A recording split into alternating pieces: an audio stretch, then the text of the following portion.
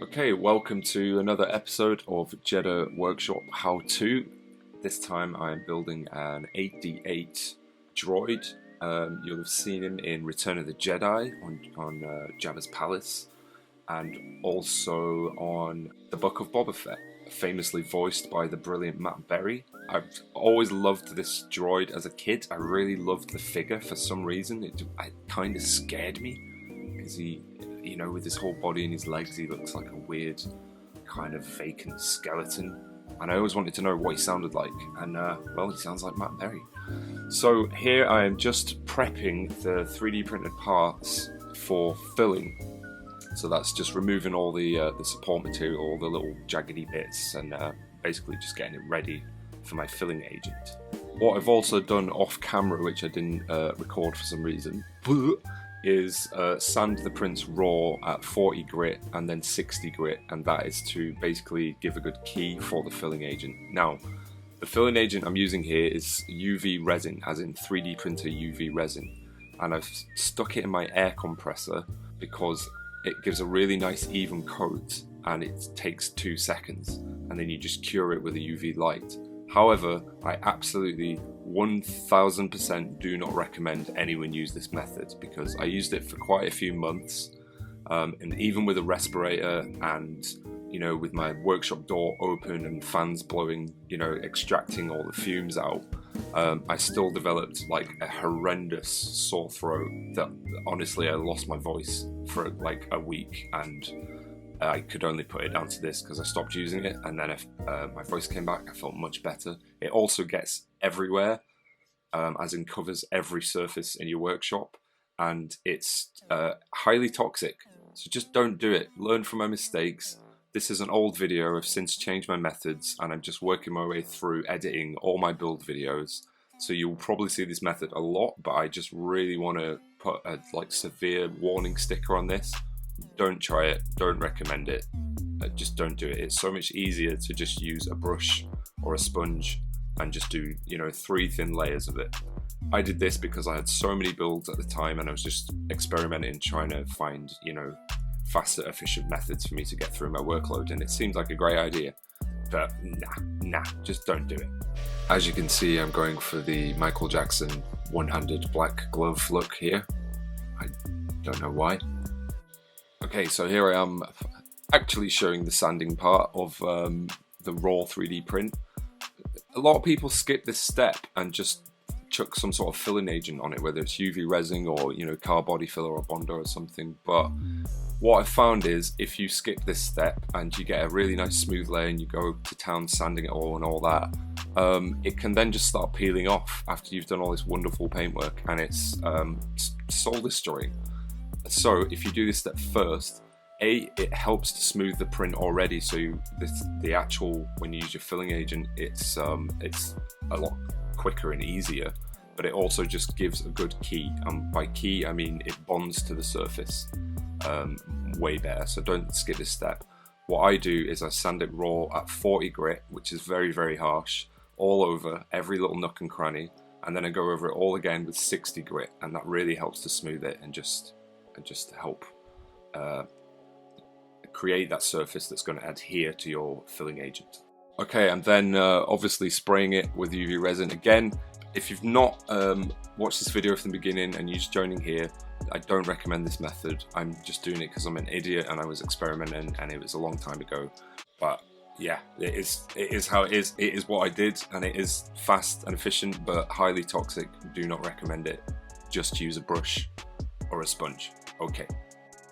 You see, using the UV resin method anyway, but no matter how you put it on, which I way more recommend with a brush or a sponge, because it cures with a UV light, it cures in seconds, so it's already a super fast method. It's way faster than spreading on car body filler with your finger all over the print, and then having to wait 8 hours to dry or whatever before you can sand it. Yeah, how you put it on, it's just, again, slow yourself down, use a sponge, be methodical, because it's going to cure in seconds anyway. I'm apparently dancing to something here as I'm doing it, just let your mind wander. It is a meditative process, so take your time with it. Yeah. Okay, once you've got a nice thick skin on it, I usually do 3 layers on just the normal parts and about 6 layers on the rougher areas like the top and the bottom. Then you want to get yourself some isopropyl alcohol, and that's what I was using in my spray gun to just spray it. Again, laziness. You don't need to do that. Just dab a bit on a towel and clean it off on a rag, you know, so much easier. That's going to get all the greasy gloop off, and then it is ready to sand. So when you use UV resin, it's a little bit harder than, say, Bondo or Lechler spot and glazing putty, or you know, any form of sort of toothpastey textured substance you put on. That's generally for pinholes. You know, they use it on car bodies as a finer, you know, level filler, and you generally start sanding that with, you know, maybe 120 would probably be even too harsh. However, UV resin is a lot harder, so to really break it in, I start with a 60 grit sandpaper, and I then go over the entire thing again with 120, and then 240, and then 400, and then 600, and then it's ready for paint. So even though you've already done 2 steps of sanding just to get it ready for the filler, once you've got that filler on, i.e. the UV resin, you then need to do about 4 steps of sanding after it. I know, very boring. However, also very relaxing and meditative. I like sanding. I like it. It's good. It's fun.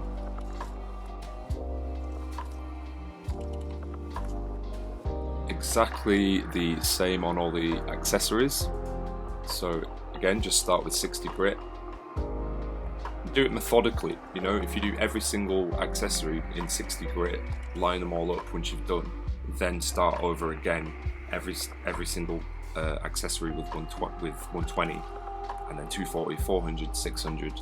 Just take your time with it. It's it can be a bit dull and boring, but it gets easier because you're refining the surface each time, and you as you work your way around each part of the print, you know the imperfections, so you start to spot where you need to concentrate a little bit more, where it's already good, and it's a really rewarding process to get something that's pretty rough down to, you know, a super smooth surface. It's really a good feeling. So take your time with it, just enjoy it. Okay, once you've got everything smooth, you want to do a layer of grey primer. I'm using it again now with my air gun, but you can just use a normal rattle can. I generally find High Coat grey primer is really good, and it's cheap. It's like £5 a tin or something, and that's going to help give a nice even layer of your actual paint. So again, don't skip the step of primer. Alright, once you've got everything primed, it's time to do your base colour. I am using Montana 94 paints here. What is that? It is a bone white, and 94 paints are super matte finish. They're really good. They do some amazing colours, and it's high quality paint. It even smells nice, like it doesn't have that horrible toxic smell. They put some kind of perfumed scent to it. It's good. Obviously store spray in a well ventilated area, and use a respirator. For the head, you want to spray all the tricky parts that are going to be hard to get to when you put it on a stand, because obviously you can't touch it if you're spraying every single surface of it. So I'm doing all the bottom areas first, all the kind of nooks and crannies, then I get it on my stand, so that I don't have to worry about those as I'm, you know, trying to get an even coat over everything. But just gradually do it methodically. Do every surface that's facing you, and then turn it, and then do every new surface that's facing you, and then turn it again, and just work your way around until it's an even coat. Less is more. Don't try and get everything at once. Do a thin coat and then let it dry for 20 minutes and then come back, because you can always do another coat. But if you put too much on at once, obviously you're going to get runs and drips, and then you're just going to have to wait for them to dry and then sand them off and paint it all again. So again, just be really slow and methodical and careful, and you'll get a nice paint job. Okay, I am masking up for the kind of rusty orange colour on this. He has 2 kind of bits down the front. So I'm just using, I think it's just called pinstripe tape. I get this from Amazon and it comes in various sizes, so you can use a really thin bit for a nice sharp edge and then build it up with a thicker tape going around it. And then obviously you want to mask off everywhere that you don't want that colour on. Simple as. And if you want to cover a really large area, mate, carrier bag comes to the rescue. Perfect. Okay, now I am applying some liquid latex, which is going to protect the bone white colour when we come to spray the orangey rust on. And once that's dry, I can peel it off, and it gives a more realistic kind of weathering chips paint effect, rather than trying to actually, you know, paint around those areas. This just gives a more realism. Then a quick spray of the rust, and then it's onto masking up the accessories. So the outside of these little guys are still bone white, and then the middle is the exact same orangey rust colour in the middle. And once we're all ready, give them a nice spray of the rust. Again, at all angles, just turn it around. Try and do light coats. I forget which paint I used on this, but it was quite thick and comes out quite bubbly. So again, just do test before you spray anything basically, and see what the paint looks like and feels like, and obviously always give it a good shake before for a couple of minutes. Okay, now it's time to remove the masking tape and see how he looks. Oh no, I'm re-stenciling for, on the top of his head he's got this weird little kind of motif, and it's kind of faded grey, but it looks almost like a circuit board kind of design. So I'm just prepping for that. I'm going to mark it up and cut into it. And you may as well do this, because if you're going to spray it and it's such a tiny area, even though it's a different colour, you've already got the majority of the head masked up. So again, just be, you know, methodical and efficient. And it should look something like this. And then instead of spraying, this is my first build of this. I think I do it differently now, but I'm just using a really diluted down black acrylic paint, and I'm dabbing it on because it's there, and it's you know, it's a key part of the design, but it's so kind of light and faded. I think I just didn't want to go overboard on my first one, if that makes sense. Okay, now it's time to remove the tape, which is always a fun and exciting part, because you want to see how good you've got it and if you've messed up anywhere. But yeah, the big reveal. So much work for just two little tiny bits of colour. However, the better you do this stage, the more kind of refined the finished result, right? Okay, I'm now just using a brush to just go around all the edges and do some little bits of black acrylic again. Just kind of bits of wear and tear, but very, very light. Less is more on weathering. Always kind of restrain yourself, basically. Now, just to kind of accentuate the orange rust kind of paint wear and tear on the front, rather than it be so precise because we used the masking tape, I'm actually going around it with a similar rust coloured acrylic paint to just sort of soften the edges. And I'm using the dry brush method, which is where you paint it on and then rub it straight off, and it helps to dampen and soften the edges and just look a bit more realistic again. Everything is in the pursuit of realism in this, and it's fun to just experiment with things and see how they work and blend together. Okay, now it's time to glue the accessories on, and I'm just marking the area of where I'm putting them on by sanding with a bit of 120, again just to give a good key for the glue to adhere to, because it's super smooth now. And once you've got them lined up, just hold it on in position with a bit of masking tape and leave it to set overnight.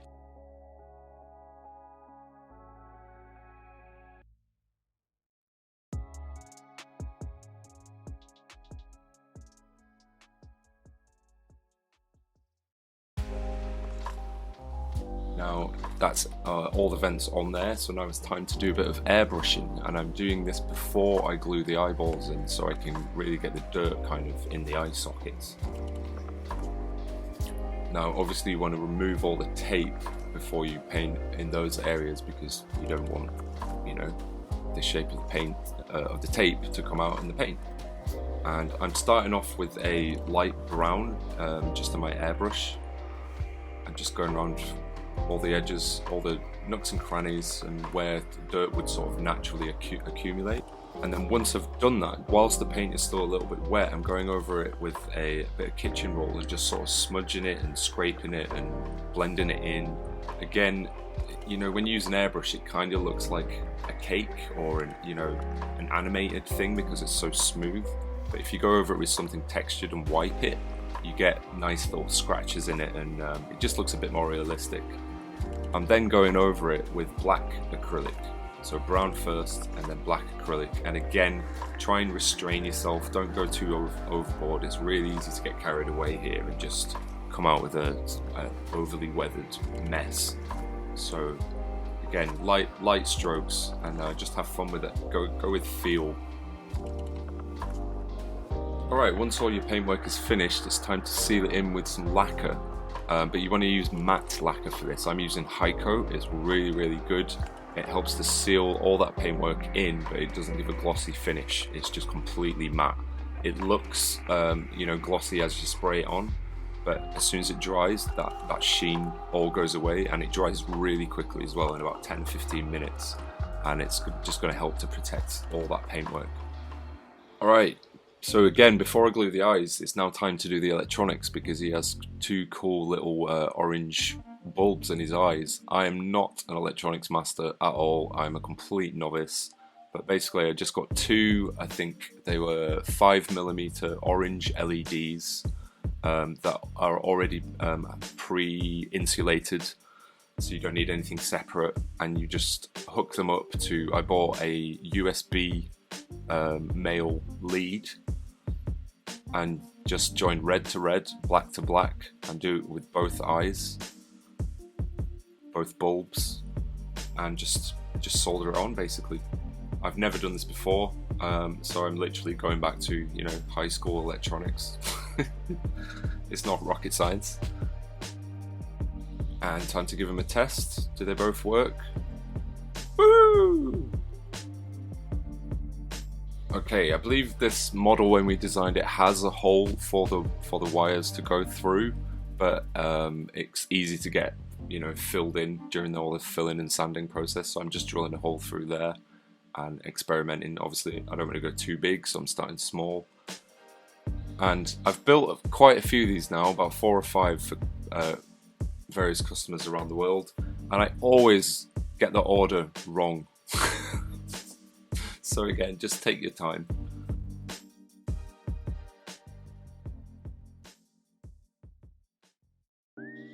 And then it's time to just thread them through the actual eye sockets, and then they want to sit within the actual eyeballs themselves, obviously at the right distance.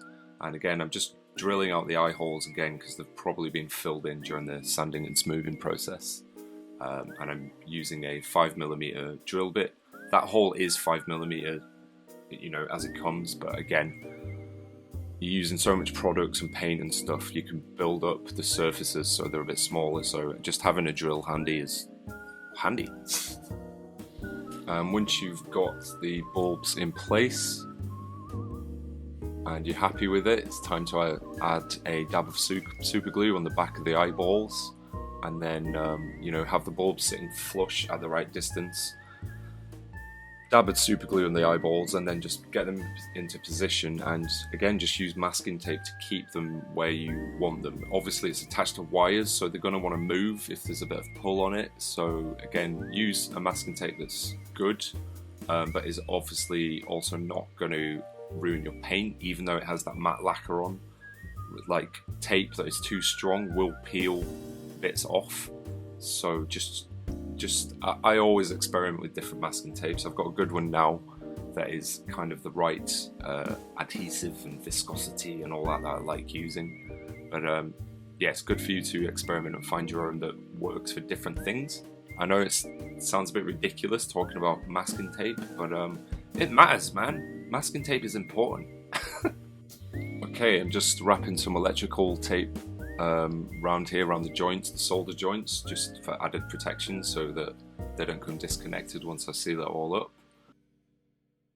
And now it's time to get that bottom casing on. Make sure the wire is in the right position. I've put a bit of gaffer tape at the height that I want to stop the wire pulling through, if that makes sense.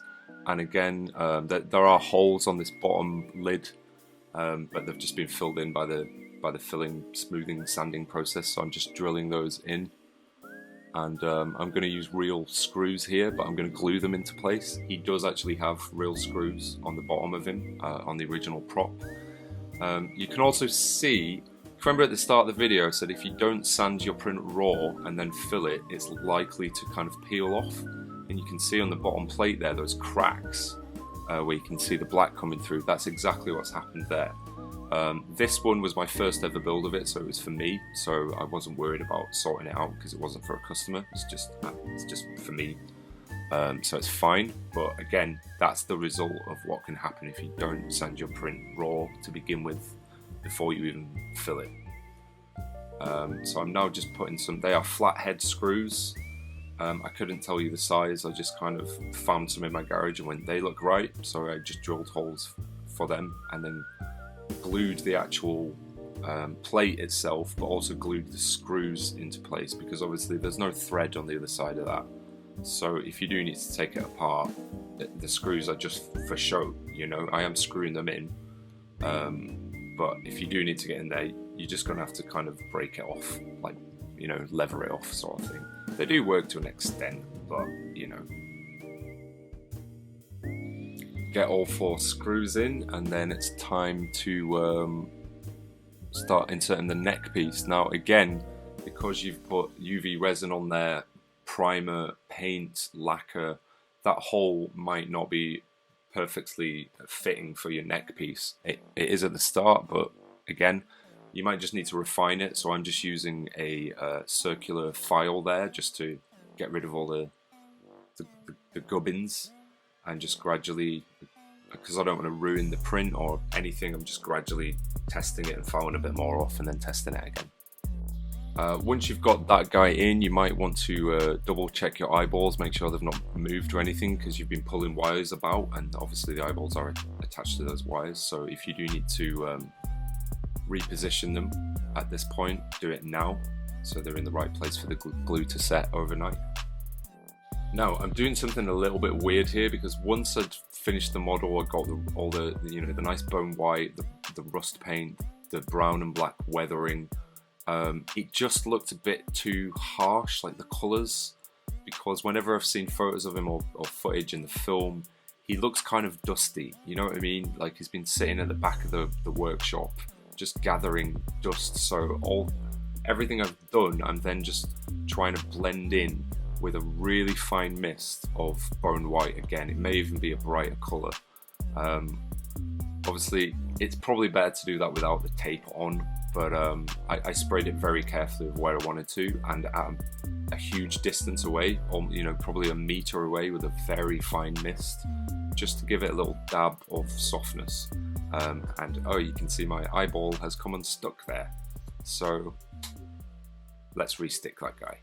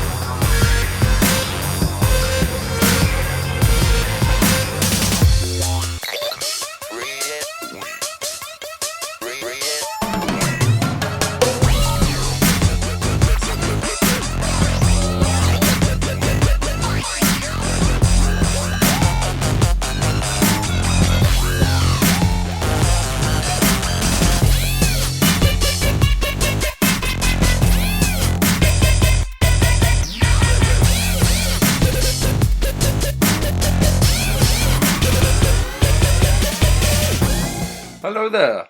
Thank you very much for watching. I hope you enjoyed this build video.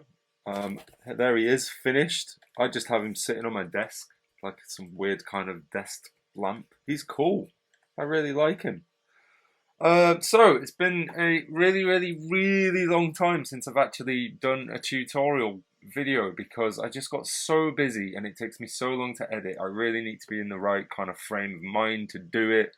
I do apologise. But someone on Instagram said the other day, mate, do some more tutorial videos. So I went, okay, I feel like doing one today. So here it is. I have a long list, like I don't even know how many. I'll count them, but I've recorded every single build I've ever done, and I have all that footage on my computer just waiting to be edited. So I'm going to make a concerted effort to try and edit just 8D8. I'm going through it alphabetically. 8D8 is the first one, then I'll do like whatever is under A, B, blah, blah, blah, blah, work my way through them and start releasing videos regularly. So do subscribe if you haven't done so already, and please give this video a thumbs up and hit the bell and all that jazz. It just helps get my channel out there, algorithms, all that stuff. It helps the right people see the stuff, see the content, see my videos, see me, see what I do, you know what I mean? I do appreciate it, so thank you very much. So 8D8, this is the part where I would normally say the 3D files are on my website and the DIY kit and finished and all that, but my website has expired. JediWorkshop.co.uk isn't currently online. Reason being is the subscription renewal came up and it's like astronomically more expensive than it was last year. It's like 360 quid, man, just to have a website with a shop in it, which I think is a bit ridiculous. So I'm currently looking at other website providers to see what their costs are, if they have the right features that I want, and if I can be bothered, migrating all my stock and inventory and photos and everything onto a completely different platform. So I do apologise, it's not there at the moment. I do need to get it up and running because obviously I got no money coming in. Same with my Etsy shop. Just can't even be bothered talking about Etsy, man. But yeah, someone else asked for a refund, which they just give, even though you don't allow refunds for finished items because it costs me money and a lot of time and effort to produce. And Etsy actually encourage you to have your own shop policy, protecting yourself from customers like this who just go, oh, I've waited too long, so I'll just cancel and get a refund. Etsy just give the refund, don't consult you, close the case, and then because you're in a negative balance, they just close down your shop until you pay it. And it's like, well, how am I meant to pay it if I don't have a shop to sell things, you idiots? And at the time this all happened, last month or something, I was really struggling with depression. Literally like bedbound for a couple of weeks, just not being able to snap myself out of it. And all this happened. I was like, I just can't be bothered. I don't even care. I just F off, basically. And now I need to, I want to just logically get myself out of that hole. A good way for you to get this file is by joining my Patreon. That is patreon.com/Jedha Workshop. I have the Jedi Master tier there, which is £8 a month. You get to choose any file for you to print for yourself for just £8. There's also a brand new tier, which I've not even announced on any video here, called Jedi Master of the Order tier. This, I'm not even going to talk about in this video because it's too big, it's too amazing, it's too massive, but check it out because basically you get access to every file I create. I'm still creating files, by the way, even though my website's down. I've never stopped working, I've never stopped designing. I did just stop being on social media for a bit because I needed a break. As I said, I need to just take care of my mental health, man. And I launched a new tier, Master of the Order, which basically gives you access to every file I create in a month and the previous month for £12 per month. Like, I could create like 5 brand new models. I could create armor. I could create amazing intricate busts, and you just get it. And everything else I create, masks, helmets, weapons, for 12 quid a month, and you get access to the previous months. And if you want anything that is like historical before that time, you get 50% off any file.